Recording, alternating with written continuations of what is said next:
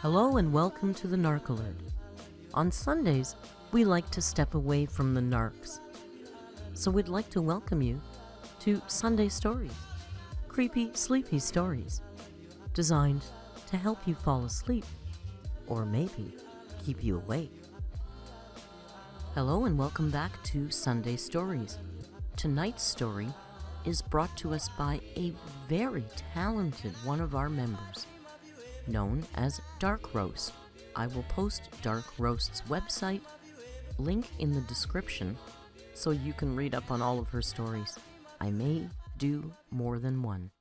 Tonight's story is called The Causeway.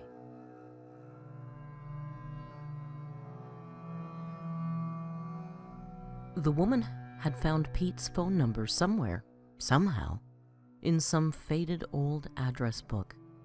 Called Pete out of the blue and told him in her low and slightly husky voice, "Peter, if you want a chance to see your father, now is probably your last chance."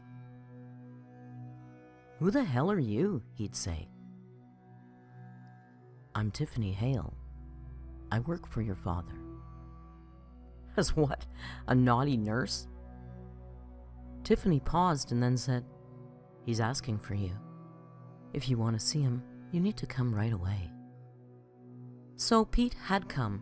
He'd scraped together enough money for the plane ticket, hoping maybe there was an inheritance waiting for him in Massachusetts. His father had been asking for him? That had to mean the old man felt guilty, right? Pete called the landscaping company and told his boss he needed the time off because his father was dying. The father he'd never talked about. His boss had been pissed. Peter knew he probably wouldn't have a job when he came home. There were 20 guys in the Home Depot parking lot every morning who could do Pete's job for less money. But Pete needed closure. Or something. His father's sick room had white paneled walls and a slanted ceiling. The hospital bed and the equipment clustered around it took up most of the space.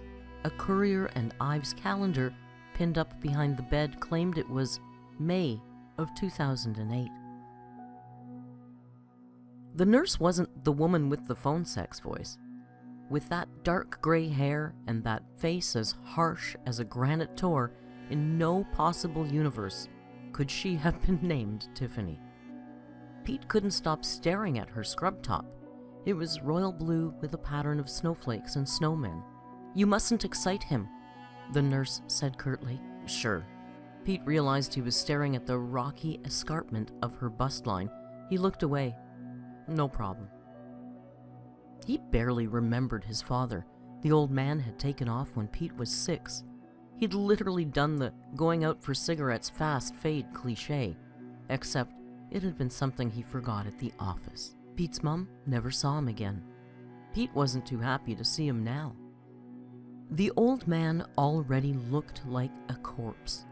Cancer had wasted him to a skeleton with yellowish skin stretched all over it.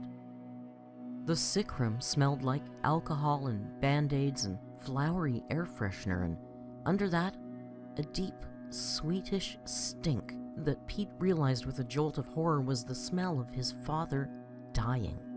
Bracing himself, he walked to the hospital bed and stood looking down at his father. The old man's pink-rimmed eyes slid open and glittered up at Pete. "I'm here," Pete said. "What do you want?" His father's forehead creased into a frown. "It's me," Pete said, frustration twisting in his stomach. "It's Pete, your son. Remember?" His father's eyes widened. A stick-like arm roped with veins trembled and lifted off the baby blue fleece blanket, the hand grasping at the air. The old man grabbed Pete's wrist before Pete could pull away. His hand was damp and cold and surprisingly strong. "I told you not to excite Mr. Delacroix," the nurse snapped. She pronounced it Delacroix. Pete pronounced his last name Delacroix because that's the way his mother had said it. He shot the nurse a "fuck you" look. The old man's clammy claw tightened on Pete's wrist. He uttered a high, whistling wheeze, then drew in a rattling breath. his mouth gaping open, his withered lips peeling back from his teeth. Rattle wheeze, rattle wheeze. His wasted body twitching and flailing. Pete yanked back, pulling against the grip on his arm, but his father held on. The nurse fumbled with a syringe and a bottle of clear medicine, trying to inject the syringe into his father's IV line, which was flopping like a live wire. That's when Pete realized his father was laughing. He wrenched himself out of his father's grip at last, stumbled back and collided with somebody behind him. He spun around, startled. He didn't see her at all in that first second. He saw the blue glass mug she dropped. He saw it falling as if in slow motion. His hand shot out and caught it. Hot coffee slopped all over his hand. He barely felt it. He raised his head, handed the mug back to her. Brown eyes, a sweep of dark blonde hair. Her fingers closing over his to steady the mug. One of the machines started shrieking. Pete flinched away from her. The old man's feet drummed the mattress as if he were trying to run. The blankets twisted around his legs and he fell limp. One bony foot dangling off the edge of the bed. The room filled with the sudden, sharp smell of piss. "Please leave," the nurse said. "You need to leave immediately." Pete fled. Out of the room, down the narrow staircase, his own laughter boiling up against the back of his throat like vomit, as if the old man had infected him. This had been a complete waste of time. There was nothing for him here. He was almost all the way down the staircase when he realized he was still holding the blue mug, half full of milky coffee. The skin between his thumb and index finger stung. It was turning red. He turned around. At the top of the stairs, the blonde girl was just closing the door of the bedroom behind her. "I'm sorry," she said. "I never should have called you, but I felt..." "You're Tiffany?" "Yes," she replied stiffly. "I work for the Thorsbury Historical Society." She came down the stairs and took the coffee mug out of Pete's hands. "Your father hired me to catalog the books and the papers in his house. Some of them are over 200 years old." "Did he ask for me?" Pete said. "Really?" Tiffany hesitated. "Okay." It came out bitter and harsh. "Okay, yeah, that figures." "He knew he was dying. He must have wanted you here." "Guess you're right, Tiffany. He sure seemed delighted to see me." "Let's go down to the beach," she suggested. Beach was too nice a word. There was no sand, just a narrow stretch of smooth tumbled rocks between the tide wall and the ocean's edge. The surf rushed toward them with a roar and spray, leaving yellowish globs of foam behind them as it fell. The beach was bitterly cold, with a wet wind seeping in from the sea. Pete shoved his fists deep into his pockets of his thin jacket, and he turned to watch Tiffany pick her way down the path. She wore a thick, plaid flannel jacket, the kind Pete associated with lumberjacks, jeans, and red duck boots that were vivid against the gray day. She pulled an elastic from her pocket and gathered her wheat blonde hair into a ponytail. Her boots crunched against the rocks and crushed clamshells. Behind them, the old man's house crouched at the top of a steep hill, silhouetted against the cloudy sky, narrow windows frowning down at Pete. Austere and Puritan, it was the only house on the island. A causeway, barely wide enough to fit a car, stretched across the water, linking Delacroix Island to the mainland. "Are you okay?" Tiffany said. Pete shrugged. He honestly had no idea.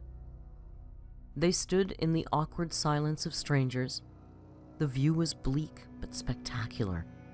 Endless gray ocean tossed by whitecaps, under a sky churning with dark clouds. "He's dead, I guess," Pete said. "Probably," Tiffany said. She didn't bother with polite lies, and Pete kind of liked her for that. "Where are you staying in town?" she asked. He had dumped his duffel bag beside the couch in the living room in the midst of Tiffany's boxes and books. It wasn't like he planned on hanging around. He could be home by tomorrow afternoon. Tiffany added, "I know a few good places. There's a bed and breakfast on Harbor Street that'll give you a decent weekly rate. I mean, you are a Delacroix." "Weekly?" he repeated. "For the funeral," Tiffany said, "and the reading of the will. Afterwards, you can move into the house."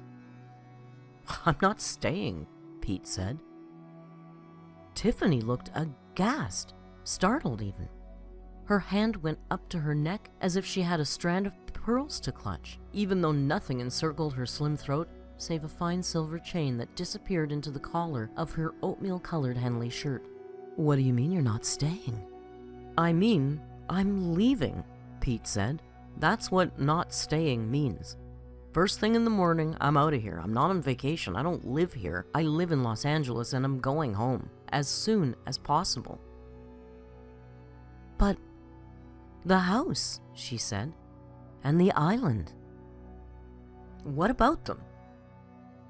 You're the last living Delacroix. The house and the island belong to you. I'll sell them, Pete said. You can't sell them. There's always been a Delacroix in Delacroix House. She pronounced it Delacroix the way the nurse had. I don't care, said Pete.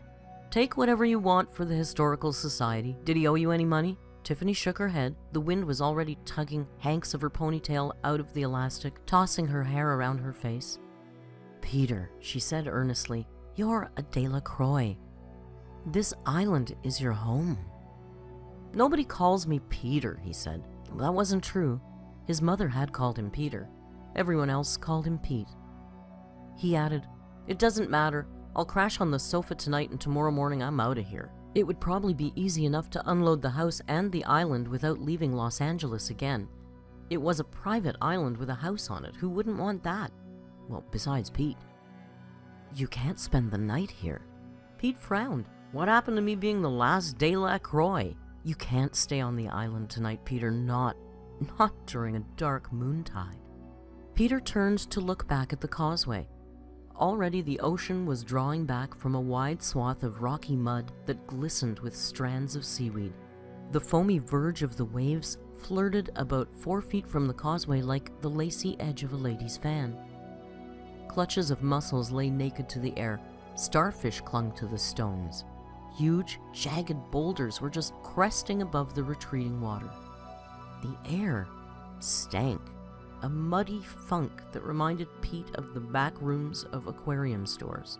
When the tide is higher, Tiffany said, the sea is deep enough. To hide the stink? Pete finished for her.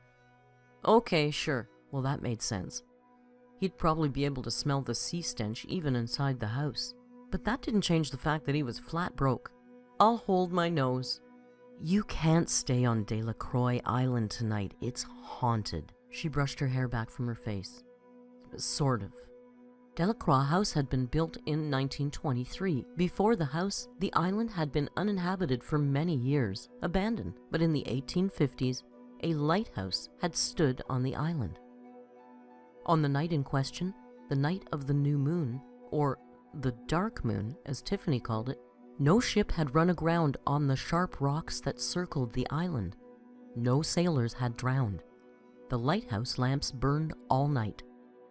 They were still burning when the sky brightened, but they were not rotating to sweep the rocky coastline. They beamed steadily eastward. The massive gears inside the tower had not been wound in hours. Ordinarily, the lighthouse keeper, a solitary and excruciatingly polite man named Henry Carver, wound the mechanism every 2 hours. There was no causeway between the island and the mainland then. When one of the fishermen rowed his dinghy out to the island, he found the lighthouse empty. For weeks, everyone in Thorsbury assumed Henry Carver had abandoned his post for greener pastures, even though he had kept the Thorsbury lighthouse for 6 years without complaint. Then, a letter arrived for Thorsbury's town doctor. Henry Carver had turned up in Fall River, 20 miles south. He was utterly insane. The asylum staff in Fall River only knew who he was because he had carefully printed his name and his hometown in India ink inside every piece of his clothing, a precaution in case he were ever swept out to sea and drowned. Henry Carver never spoke another word. All he did, until he died 6 months later from pneumonia, was to sit in silence, punctuated by occasional fits of wild laughter. Pete felt a chill stiffen the hairs on his arms. I don't find that funny. I'm not trying to be funny, Tiffany said. It's all in the county records. I spent 2 days in Fall River looking at microfiche. Henry Carver really did die in the Taunton Sanatorium. The late slanting light of the sun sinking into night behind the Cape Cod houses and red brick buildings of Thorsbury across the water turned Tiffany's hair fiery gold. You're welcome to check it out for yourself. Come back to town with me. Pete said, "Did my father..." The word felt strange and thick in his mouth, fraught. Did he ever spend a night here? This kind of night? Tiffany looked away, and that was all the answer that Pete needed. She said, "I never kept your father away from the island longer than necessary, just until the tide turned. But..."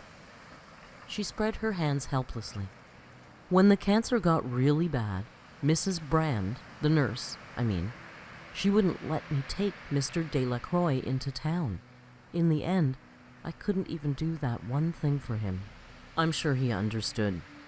"Thank you," Tiffany said, with the prim politeness of a New Englander. "I'm sure he did." The ambulance came and went, the lights dark and siren silent. Mrs. Brand left shortly afterward. Her bright white smart car, shiny as an enameled bedpan, went trundling across the causeway toward Thorsbury. The only other car on the island was Tiffany's red Chevy pickup, parked on the lawn around the back of the house. As Pete walked up from the beach, Tiffany was carefully setting a banker's box full of ancient yellowed papers on the passenger seat. "Last chance?" she said. Pete shook his head. "I ain't afraid of no ghosts." She got the cheesy reference, but her polite smile twisted into a crooked wrong shape. "If money's the issue, I have a couch you can..." Pete stiffened. "There's a couch here." "Okay," she said. "All right, I'll see you in the morning. I can drive you to the airport." "I'll take a cab," Pete said. He tried to refuse her easily, casually, but it came out as awkward and wrong as her smile. "Oh, of course. Nice meeting you, Pete." "Nice meeting you," he parroted back. Tiffany climbed into her red pickup and backed out of the side yard, leaving behind a roughly square patch of grass that was as yellow as the old papers piled all over the living room. He watched Tiffany drive away. At the bottom of the hill, she lifted a hand to him. Pete waved back. Her truck went rattling across the rocky causeway, and Pete was alone on the island. The last Delacroix, he thought sourly. Pete foraged for dinner in the kitchen. He expected to find fuck all, and he was not pleasantly surprised. 2 packs of shrimp-flavored ramen in the back of the cabinet, and a can of corned beef hash that expired in 2012. He found a dusty glass, rinsed it, and refilled it at the kitchen sink. There was no bottled water. He expected the tap water to taste horrible, the way tap water in Los Angeles tasted. But the Thorsbury tap water tasted of deep aquifers and minerals. They could bottle this stuff, put it on the shelf at Whole Foods, and sell it for $3 a liter. He filled the glass again, and carried that and the bowl of shrimp ramen back to his camp in the living room, where he was surrounded by stacks of Tiffany's banker boxes. The high bookshelves were crammed with a hodgepodge of cheap paperbacks and leather-bound volumes. The room smelled like old paper and wet wood and mold. Exhausted by jet lag, and overwhelmed by a piercing homesickness for Los Angeles and its undrinkable tap water, Pete stretched out on the couch. It was as uncomfortable as it looked. Scratchy embroidery with a faded brownish pattern that might have been leaves and vines at one time. Wind rattled the French doors. Waves hissed over the stones. Somewhere in the house a clock ticked with maddening slowness like a dripping faucet. Pete fell asleep, the bowl of shrimp ramen steaming untasted on the coffee table. He sat up on the lumpy couch, squinting and rubbing his eyes. Brilliant light swept across the scraggly lawn, across the stony beach, lit up all the dusty clutter on the living room. Tiffany had been so adamant that he not spend tonight on the island, the night of the dark moontide. There was no moon, so what the hell? He got to his feet, stepped forward, and immediately collided with the coffee table, knocking it over. Still half asleep and his shins stinging, he stumbled across the living room and rattled the latch of the French doors until the doors flew open. Raw, stinking wind rushed into the room. Pete headed out of the house and across the lawn. From behind him, a beam of light passed over the far side of the island, over the ocean, returning to where he lay. Pete turned and looked up. A tower of brick rose above him. The lighthouse. Tiffany was right. The island was fucking haunted, so fuck that. He's going back to the mainland immediately. He ran down the long drive leading to the causeway. When he reached the rocky beach, he saw it. Her. Creeping out of the low, combing surf up the stone wall of the causeway to block his way. The lighthouse beams swept over her and past. In the darkness, she glowed with sparks of greenish blue wavering and trembling at the ends of her dark hair. Shapes squirmed in the darkness behind her, below the causeway. The sea stink was overpowering, but he could still smell her. The smell of female. The sweet, musky, warm smell at the crux of a woman. Strange and terrible, mingling with the stinks of stagnant brine and decaying seaweed. The lighthouse beam returned. She shrank from the light, uttering a low guttural cry. Things hidden in the low-tide mud echoed her, scurrying, flapping. Just for a moment, Pete saw her better. Her jaw was too long, too wide, her eyes too far apart, slanted and small, black, like glistening stones. The lower half of her glistened with scales and slime. The lighthouse beam passed away again, turning toward the far side of the island. She flopped onto the causeway, wriggling toward him. Pete turned to run. His feet tangled and he fell over a mound of seaweed lying on the beach, a mound that hadn't been there before. The thing quivered and seethed, bits of it flapping like gills, gasping for water. She glided toward him with horrible grace, stretching out her hand. Between her fingers gleamed a sheen of webbing. The smell of her surrounded him, aqueous and intensely female. Her cold, cold fingertips brushed his cheek. She bent closer. Her hair caressed him. Thousands of delicate feelers danced over his skin, each one a pinprick of chill. The blue-green lights of the lures threaded into her hair, glimmered in the edges of his vision. He felt the years in her gaze, felt the loneliness and the lightless depths of her. She was alone in a way Pete had never been alone and never would be in his brief spark of life. Then she drew away from him, making that low, crooning sound in her throat again.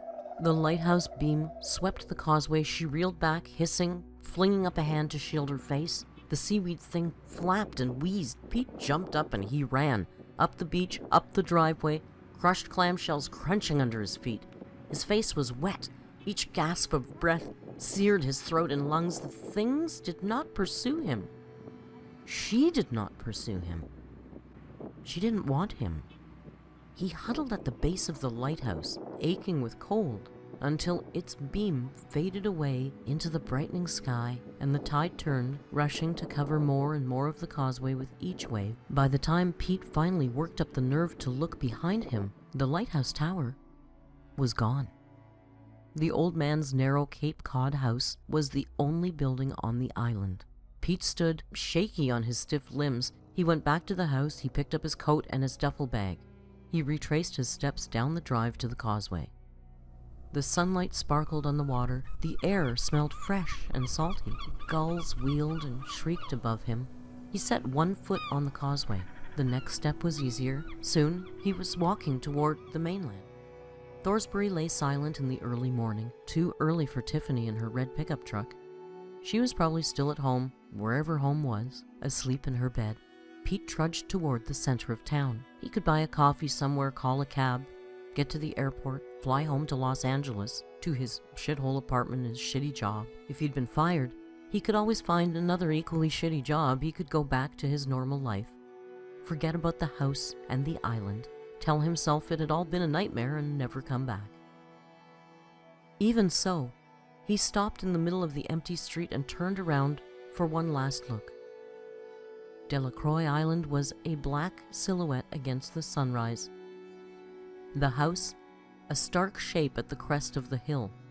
The old man never told Tiffany what had happened to him on the night of the dark moon tide. Pete was certain of that. He wouldn't say anything either. How could he? What could he say? The reason he hadn't been dragged to a watery death was because he wasn't man enough to satisfy a monster? That she had taken the measure of him by just looking into his eyes? It was a story no man would ever tell to a woman, or to anyone. The shame would keep any man silent to his grave. And so, Delacroix Island kept its secret for decades. It would keep them forever. And as Pete realized this, he began to laugh. Well, that might have been my favorite story yet. Thanks again to Dark Roast for writing us such a great story. Sunday Stories might move over to TNA2, but for now, we'll keep it here. Thank you so much for watching. I really appreciate it. Click like if you like, and if you haven't subscribed, please subscribe. Until next time, be kind, and hasta luego.